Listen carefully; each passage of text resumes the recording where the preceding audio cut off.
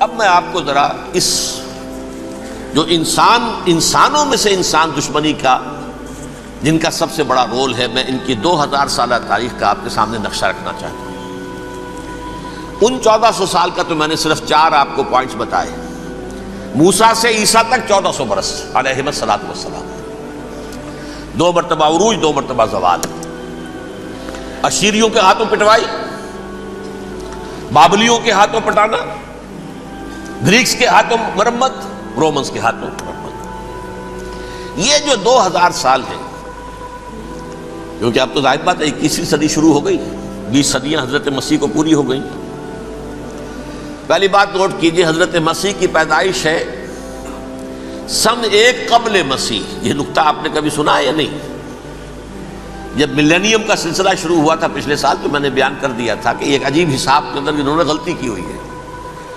حضرت مسیح کی پیدائش ہوئی 25 دسمبر کو، سن انہوں نے شروع کر دیا، جو اس کے بعد جنوری آئی تو پہلا سال شروع ہو گیا۔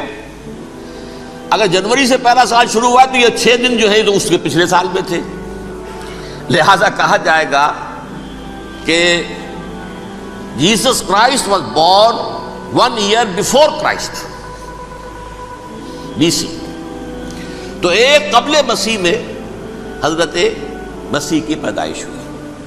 یہ آخری اسرائیلی نبی اور رسول۔ یہودی علماء کی مخالفت، دشمنی، سولی پر چڑھوا دینا میں بیان کر چکا ہوں۔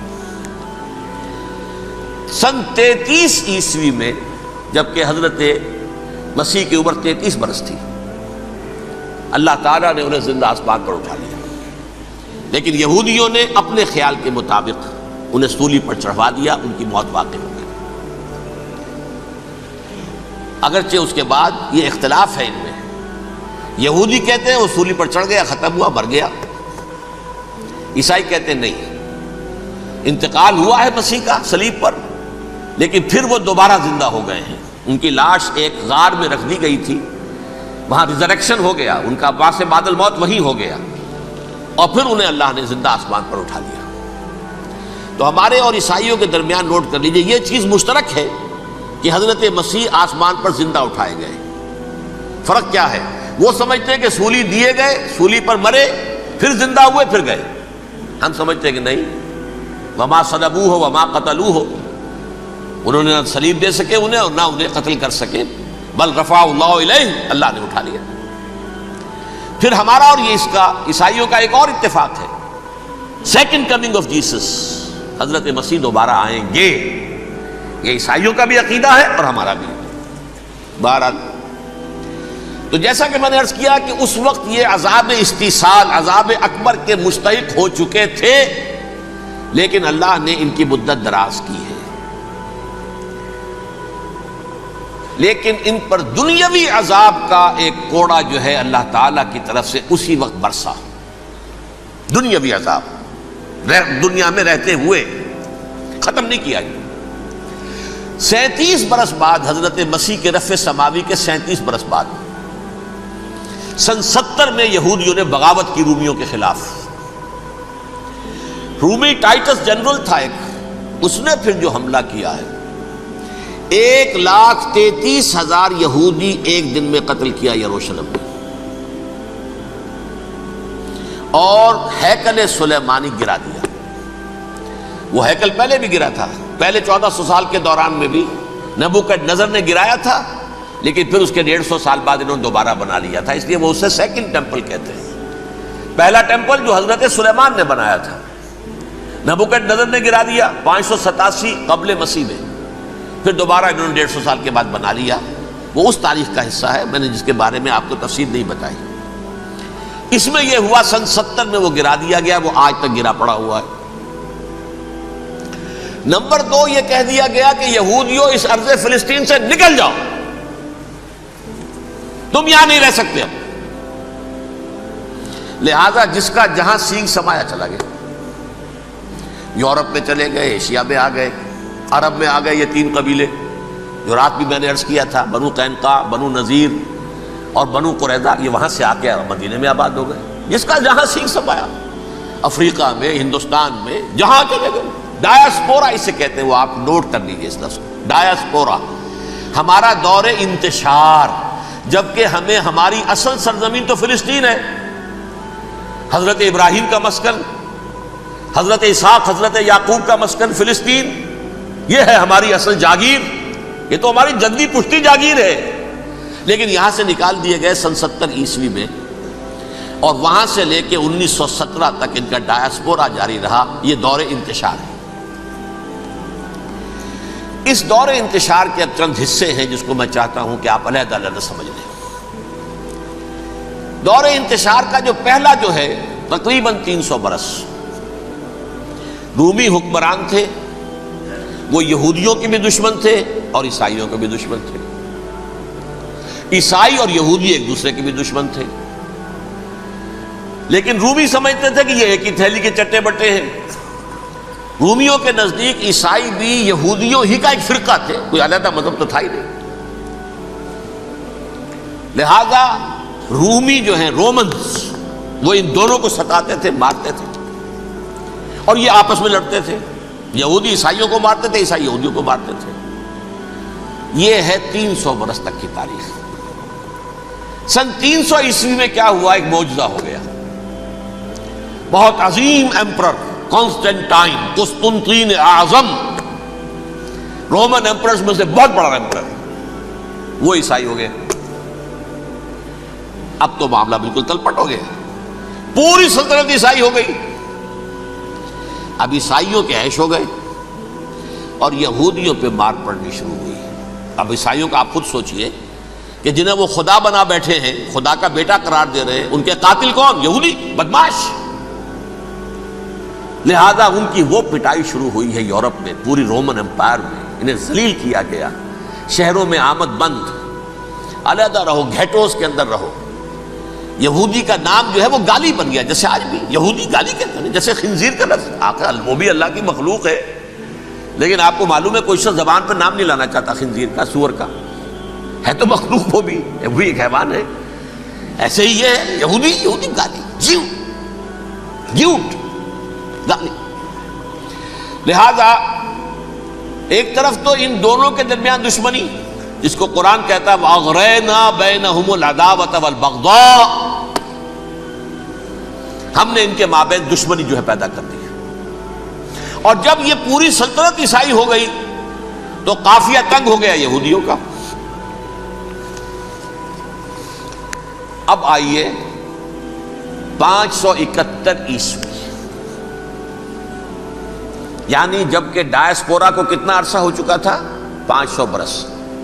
سن 70 سے شروع ہوا ڈایاسپورا، جب ٹائٹس نے گرایا ہے ہیکل کو اور نکال باہر کیا انہیں فلسطین سے، بھاگ جاؤ، یہاں ایک یہودی بھی نہیں رہے گا، فلسطین سے نکال دیے گئے۔ اس کے پورے 500 برس بعد سن 571 عیسوی میں حضور کی پیدائش ہوئی، ولادت باسعادت محمد الرسول اللہ صلی اللہ علیہ وسلم۔ 610 میں آپ پر وحی کا آغاز ہوا، لیکن حضور کے ساتھ ان کا معاملہ کیا رہا؟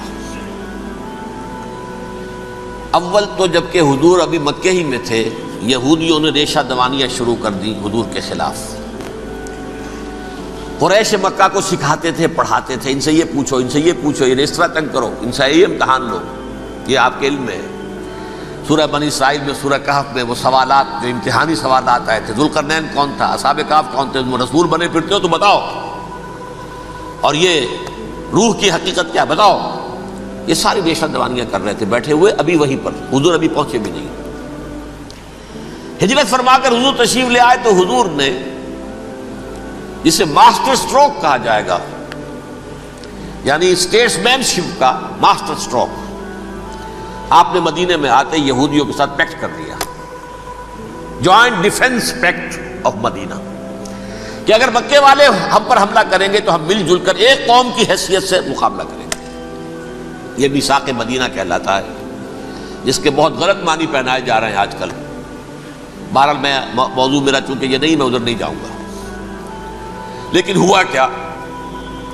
ہر مرتبہ یہ خیانت کے مرتکب ہوئے، ان نے جو عہد کیے تھے ان سے پھرے، اندر ہی اندر سازش، ریشہ دوانی، حضور کی بدترین دشمنی۔ سورہ نساء کی آیت نمبر 12 میں 13 میں فرمایا ہے لا تزال تطلع علی خائنۃ منہم، اے نبی ہمیشہ آپ کے علم میں ان کی طرف سے خیانتیں، بددیانتیاں آتی رہیں گی۔ اور بار بار وہ مسلسل جنگ کی آگ بھڑکاتے تھے، قریش کو دعوت دیتے، آؤ آؤ آؤ ہم اندر سے بغاوت کر دیں گے، تم آؤ تو صحیح، ختم کریں محمد کو اور اہل ایمان کو صلی اللہ علیہ وسلم ورضی اللہ تعالی عنہم اجمعین۔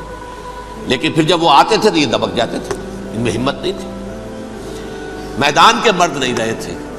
کہ سورہ حشر میں ان کا نقشہ کھینچا گیا ہے، کھلے میدان میں مقابلے کی اس کے اندر صلاحیت ہی نہیں ہے۔ یہ تو فصیلوں کے پیچھے سے، جیسے عورتیں کہیں دیہات میں لڑائی ہوتی ہے تو مرد جو ہے گلیوں میں لڑتے ہیں، عورتیں اوپر سے پتھر پھینکتی ہیں، بس وہ کام یہ کر سکتے تھے، من ورائے جدر، فصیلوں کے پیچھے سے، جنگ میں میدان میں نہیں آ سکتے۔ بہرحال قرآن مجید میں ہے یہ، سورہ مائدہ کی آیت نمبر 64، کلما اوقدوا نارا للحرب اطفاها اللہ۔ اکثر و بیشتر مواقع پر تو یہ جب آگ بھڑکاتے تھے جنگ کی، اللہ اسے بجھا دیتا تھا۔ لیکن بہرحال اس کے باوجود جنگیں ہوئی، غزوہ بدر، غزوہ احد ہوئی کہ نہیں، یہ ساری اصل شرارت میں، اور اس کے نتیجے میں حضور نے پھر ایک ایک کر کے 3 قبیلوں کو سزا دی۔ غزوہ بدر کے فوراً بعد بنو قینقاع نکالے گئے مدینے سے، غزوہ احد کے فوراً بعد بنو نذیر نکالے گئے، اور غزوہ احزاب کے بعد بنو قریظہ نکال دیے گئے۔ یہ تو میں نے آپ کے سامنے رکھ دیا صرف حضور کے زمانے میں ان کا کیا رویہ رہا، دشمن۔ رات بھی ہم نے وہ آیت پڑھی تھی، لَتَجِدَنَّ أَشَدَّ النَّاسِ عَدَاوَةً لِلَّذِينَ آمَنُوا الْيَهُودُ وَالَّذِينَ أَشْرَكُوا، اہل ایمان کی دشمنی میں شدید ترین تم پاؤ گے یہودیوں کو اور مشرکین۔ مشرکین بھی بعد میں ہے، پہلے یہودی۔ حضور کے بعد کیا ہوا اب یہ نوٹ کیجئے، یہ ان کی تاریخ کا دوسرا دور ہے۔ حضرت عمر رضی اللہ تعالیٰ عنہ قائد خلافت ہے، بیت المقدس کا محاصرہ کیا گیا، فصیل بڑی اونچی، شہر اندر سے سیلف سفیشینٹ، حملے کا راستہ کوئی نہیں، محاصرہ طول کھینچ رہا ہے، لیکن ان کے پاس رسد بھی موجود ہے، پانی بھی موجود ہے، وہ دروازے بند کر کے بیٹھے ہوئے۔ بالآخر اللہ تعالیٰ کی مشیت کا ظہور کیسے ہوا، ان کے کچھ علماء آئے فصیل پر، کہا دیکھو مسلمانوں، تم قیامت تک بھی یہاں پڑے رہو گے محاصرہ کر کے، ہمارا یہ شہر فتح نہیں ہوگا۔ ہاں ایک درویش بادشاہ کے ہاتھوں یہ شہر فتح ہونا ہے، لیکن تمہارے اندر ہمیں وہ نظر نہیں آ رہا۔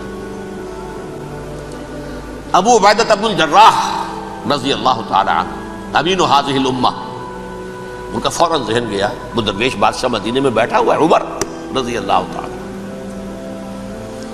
اب ایک اور عمر بھی ہے جو قندھار میں بیٹھا ہے، نقشہ وہی ہے، سادگی کی حد تک نقشہ وہی ہے، بالکل وہی، اپنی آنکھوں سے دیکھا وہی سادگی۔ عمر اول، عمر ثانی تھے عمر بن عبد العزیز۔ اب ایک اللہ کے فضل سے اللہ تعالیٰ ایدہ اللہ بنصرتہ، اللہ تعالیٰ ان کی نصرت فرمائے، دشمنوں کو ان کے مقابلے میں نیست و نابود کرے۔ انہوں نے ریکویسٹ بھیج دی کہ حضور تشریف لائیے، یہ شہر فتح ہو جائے گا۔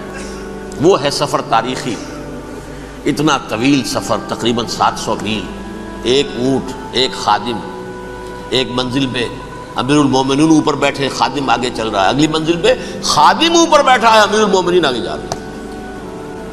اور جب پہنچے ہیں تو وہ باری تھی خادم کی، انہوں نے ہاتھ جوڑ دیا، حضور خدا کے لیے تم کیا کہیں گے لوگ، وہ میرا برا حال کر دیں گے، تمہیں شرم نہیں آئی، امیر المومنین پیدل آگے چل رہے ہیں نکیل پکڑ کر، اور تم بیٹھے ہو اوپر براجمان ہو۔ حضرت عمر فرمایا الدور دورک، نہیں باری تمہاری ہے، بیٹھ۔ اس حال میں پہنچے ہیں، اور پھر یہ کہ ابو عبیدہ بن الجراح آئے ہیں، استقبال کیا ہے تو دیکھا ہے اس حال میں چلے آ رہے ہیں، عمر نکیل پکڑے ہوئے چلے آ رہے ہیں، اور کہتے ہیں کہ کہیں کیچڑ ویچڑ تھا، جوتے خراب ہو گئے تھے، وہ بھی اتار کے ہاتھ میں پکڑے ہوئے، کپڑے تو تھے ہی پھٹے ہوئے۔ انہوں نے کہا بھی حضرت ابو عبیدہ نے، دیکھیے یہ بڑا متمدن ملک ہے، بڑا مہذب علاقہ ہے یہ، آپ ذرا حلیہ اپنا دوست فرما لیں تب جا کے پیش ہم آپ کو کریں گے۔ آپ نے فرمایا نحن قوم اعزنا اللہ بالاسلام، ہم وہ قوم ہیں جنہیں اللہ نے عزت دی ہے اسلام کے ذریعے سے، کپڑوں کے ذریعے سے نہیں، دولت کے ذریعے سے نہیں۔ اسی حال میں گئے ہیں، اوپر سے انہوں نے کھڑے ہو کر نشانیاں دیکھی ہیں، اپنی کتابیں کھولی، ہاں یہ وہی ہیں، اچھا لو جی سرنڈر، شہر تمہارے ہاتھ میں۔ خون کا ایک قطرہ نہیں بہا اور بیت المقدس فتح ہو گیا۔ لیکن اس وقت حضرت عمر نے ایک نرمی یہ کی کہ یہودیوں کے لیے بھی اسے اوپن سٹی قرار دے دیا۔ یہ احسان عظیم حضرت عمر کا، اس سے پہلے یہودی آ ہی نہیں سکتا تھا، داخل ہی نہیں ہو سکتا تھا، وہاں وہ آ کر وزٹ نہیں کر سکتا تھا، زیارت نہیں کر سکتا تھا اپنے مقدس مقامات کی۔ حضرت عمر نے یوں سمجھیے کہ تقریباً 550 برس کے بعد ان کے لیے راستہ کھولا ہے کہ ہاں تم آ سکتے ہو، زیارت کر سکتے ہو۔ لیکن یہ عیسائیوں نے لکھوایا معاہدے کے اندر، انہیں یہاں آپ آباد ہونے کی اجازت نہیں دیں گے، لیکن کم وزٹ دی پلیسز، دیکھیں، زیارتیں کریں اور جائیں۔ یہ معاہدہ حضرت عمر کا ہے رضی اللہ تعالیٰ، جو پھر خلافت راشدہ کے بعد بنو امیہ نے بھی اس کو آرڈر کیا، بنو عباس نے کیا، پھر جو ہمارے یہ ترکوں میں اندر خلافت آئی تو ترک خلفاء نے بھی اس معاہدے کی پوری پابندی کی۔ فلسطین میں آ سکتے ہیں یہودی صرف زائرین کی حیثیت سے، وہاں آباد نہیں ہو سکتے۔ اب آئیے اگلا دور آیا حضرت عثمان کا دور خلافت۔ یہ ہے وہ وقت کہ اب یہود نے امت مسلمہ کی پیٹھ میں چھرا کھولا۔ وہ کیسے؟ ایک یہودی عبداللہ ابن سبا اسلام کا لبادہ اوڑھ کر آ گیا، معاشرے کا جائزہ لے لیا، ان میں بنو ہاشم اور بنو امیہ میں جو پرانی کشاکش تھی اس کے کچھ نہ کچھ جراثیم باقی ہیں، اگر ان کو ذرا بھڑکا دے تو مسلمانوں میں انتشار پیدا ہو جائے۔ کہا یہ عثمان کون ہے؟ یہ تو بنو امیہ میں سے ہے، یہ حق تو بنو ہاشم کا ہے، خلافت ان کے پاس ہونی چاہیے، محمد کے تو رشتہ دار وہ ہے صلی اللہ علیہ وسلم۔ عوام الناس کے اندر بات پھیلنی شروع ہوئی، پھر ایک بڑی سازش کے انداز میں حضرت عثمان کے خلاف پروپیگنڈا، حضرت عثمان کے جو عاملین تھے، گورنر تھے، ان کے خلاف پروپیگنڈا، اور ایسی ہوشیاری کرتے تھے کہ کوفے میں کوفے کے حاکم کے خلاف کچھ نہیں کہنا، اجی مصر میں یہ ہو رہا ہے، اجی شام میں یہ ہو رہا ہے، اجی یہ جو عثمان ہے وہ یہ کر رہا ہے، یہ ظلم ہو رہا ہے، یہ لوٹ مار ہو رہی ہے، یہ خیانتیں ہو رہی ہیں۔ اب نہ تو اس زمانے میں مینز آف کمیونیکیشن، کیسے تصدیق کریں؟ افواہیں تو آپ آج کراچی کے اندر شروع ہو جائے تو پتہ نہیں چل سکتا کسی کو کہ کیا اس میں صداقت ہے کیا جھوٹ ہے، اور بری بات جو ہے فطرت انسانی کی کمزوری ہے وہ فوراً قبول کرتا ہے، کسی کے بارے میں اچھی بات ماننے کو تیار نہیں ہوتا لیکن بری بات تو فوراً تیار ہے۔ بہرحال یہ فتنہ انہوں نے اٹھایا، حضرت علی کی الوہیت کا فتنہ اٹھایا، حضرت عثمان کے خلاف الفتنۃ الکبریٰ برپا کیا، حضرت عثمان شہید ہوئے۔ اس کے بعد 5 برس تک مسلمان ایک دوسرے کی گردنیں کاٹتے رہے، باہمی خانہ جنگی ہوئی، امت کو وہ زخم لگایا ہے جو آج تک جس سے خون رس رہا ہے۔ یہ شیعان عثمان اور شیعان علی تھے جو بعد میں پھر سنی اور شیعہ ہو اور آج تک ہے۔ فتنہ کس نے جگایا؟ ایک عبداللہ ابن سبا یہودی اور اس کے کارندے، شیطان کا ایجنٹ، اور انسانوں میں سے بھی اس کے جو بھی حواریین تھے اور شیطانوں کے اندر سے بھی تھے، انہوں نے بھی اس آگ کو بھڑکایا۔ یہ آپ سوچ لیجئے کہ یہ کس نے وہ زخم لگایا؟ یہودی۔ اگلا دور آیا، خلافت راشدہ ختم ہوئی، بنو امیہ کا بھی دور کافی گزر گیا۔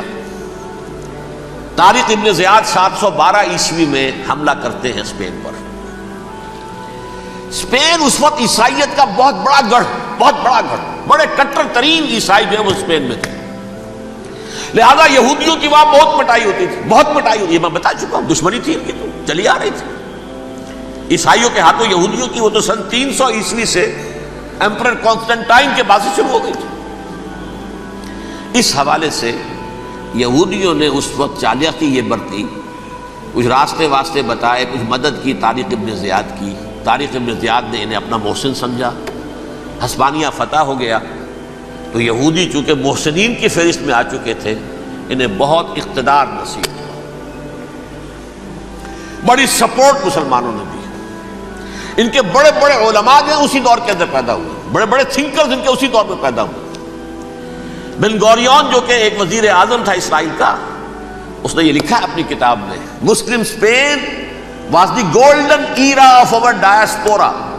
وہ ڈائسپورا جو 70 عیسوی سے شروع ہوا تھا اور 1917 عیسوی تک جاری رہا ہے، اس میں سے گولڈن ایرا ہمارا جو تھا وہ مسلم اسپین تھا. ہسپانیہ میں بیٹھ کر ہم نے عیش کیے. لیکن وہاں سے انہوں نے اور جو کچھ کیا، یہ تو داستان کے بہت سے گوشے ہیں، لیکن میں جس اسٹریٹ لائن میں چل رہا ہوں اس کے اعتبار سے ایک بات سمجھ لیجیے. وہاں بیٹھ کر انہوں نے اب عیسائیت کی پیٹھ میں چھرا گھونپا، پروٹیسٹنٹ مذہب پیدا کیا، تقسیم کر دیا. جیسے شیعہ سنی کی تقسیم، عبداللہ ابن سبا. رومن کیتھولک اور پروٹیسٹنٹ کی تقسیم، یہودی علماء. ہوتا کیا تھا؟ ہسپانیہ کی یونیورسٹیاں ہیں، کارڈووا میں ہے، ٹولیڈو میں ہے، گریناڈا میں ہے، غرناطہ، قرطبہ، تولیتلا، اور وہاں آتے تھے لوگ. فرانس سے چلے آ رہے ہیں نوجوان پڑھنے کے لیے، جرمنی سے چلے آ رہے ہیں، اٹلی سے چلے آ رہے ہیں. 3 ہی ملک قریب ترین پڑھتے ہیں سینٹرل جو یورپ کے ہیں. یہاں پر جو ہے وہ اسلام جو نور پھیلا رہا تھا اس سے بھی مستفیض ہوئے. جہالت کے جو ہے پردے ان کے وہ چھٹے. اس کے ساتھ ہی وہ یہودی وہاں ان کے اندر جو جراثیم داخل کر رہے تھے، وہ اس عیسائیت کے خلاف بغاوت تھی جو اس وقت دنیا میں عیسائیت اس وقت تھی. پوپ کا راج تھا دنیا میں اس وقت. یورپ میں جو عیسائیت تھی اس میں ایک طرف بادشاہ تھے، لیکن بادشاہوں کی حیثیت وہاں پر یوں سمجھ لیجئے کٹ پتلیوں کی تھی. اصل قوت پوپ کے ہاتھ میں تھی. اور پوپ کو انہوں نے، جیسے قرآن نے کہا، اتخذوا احبارهم ورهبانهم اربابا من دون اللہ. چونکہ سینٹ پال نے شریعت موسوی ساقط کر دی تھی تو اب شریعت تھی ہی نہیں. پوپ کو اختیار تھا جس چیز کو چاہے حلال قرار دے دے، جس چیز کو چاہے حرام قرار دے دے. اتخذوا احبارهم ورهبانهم اربابا من دون اللہ. انہوں نے کہا صاحب یہ پوپ کس بلا کا نام ہے، یہ بھی انسان ہے. بات تو ٹھیک تھی نا. اصل حیثیت تو کتاب کی ہونی چاہیے نا، ڈیوائن بک، دی ریویلڈ اسکرپچر. لہذا اور یہ کتاب ہر شخص پڑھ سکتا ہے. کوئی پوپ کے باپ کو جو ہے کوئی اس کے لیے پروپرائٹری رائٹس تو نہیں ہے کہ صرف پوپ پڑھ سکتا ہے یا پادری پڑھ سکتے ہیں. ہم بھی پڑھ سکتے ہیں، ہم بھی سمجھ سکتے ہیں. یہ باتیں تھی کہ جن کو بڑھا چڑھا کر بیان کر کے اور پوپ کا اقتدار ختم کرا دیا اور توجہ مرکوز کر دی بائبل کی طرف. اب بائبل میں بڑا حصہ تو اولڈ ٹیسٹامنٹ کا ہے. نتیجہ کیا ہوا؟ یہود کی عظمت پروٹیسٹنٹس کے نزدیک مسلم ہو گئی. اصل قوم تو یہ ہے. وہ دشمنی بدلی کہ نہیں بدلی؟ موسیٰ کے امتی یہ ہے، تورات موسیٰ کو دی گئی، ابراہیم کی نسل یہ ہے. لہذا وہ جو دشمنی تھی، جو عداوت تھی کہ ہمارے خدا کو سولی چڑھانے والے ہیں یہ بدماش، اس کا ازالہ ہوا. اس پروٹیسٹنٹ مذہب کے نتیجے میں یہ میں اب آپ کو بتاتا ہوں کہ ایک نتیجہ وہ نکلا ہے جسے برٹرنڈ رسل نے بیان کیا ہے. اس کی کتاب ہے ان پریز آف آئیڈلنس، صفحہ 108. وہ لکھتا ہے the Christians retaining the Judaic belief in special revelation added to it the Roman desire for worldwide domination and the Greek taste for metaphysical subtleties.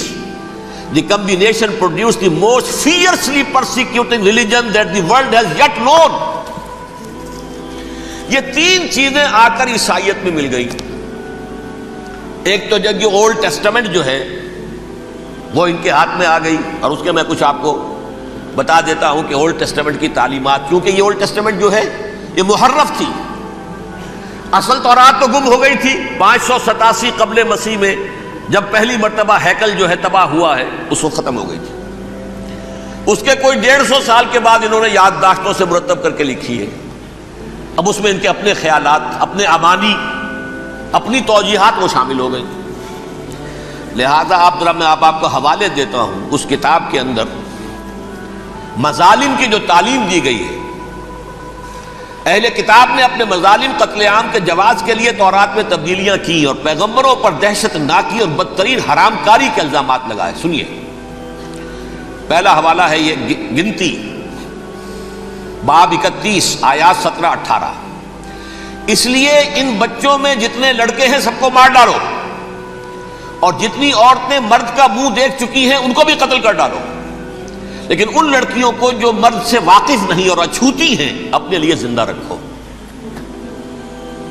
یہ کسی اللہ کی کتاب کا یہ جملہ ہو سکتا ہے؟ کسی ریویل بک کا؟ اور سنیے، یہ ہے استثناء ڈیٹرانومی باب 20 آیت 16-18. پر ان قوموں کے شہروں میں جن کو خداوند تیرا خدا میراث کے طور پر تجھ کو دیتا ہے، کسی ذی نفس کو جیتا نہ بچا رکھنا، جیسا خداوند تیرے خدا نے تجھ کو حکم دیا بالکل نیست کر دینا.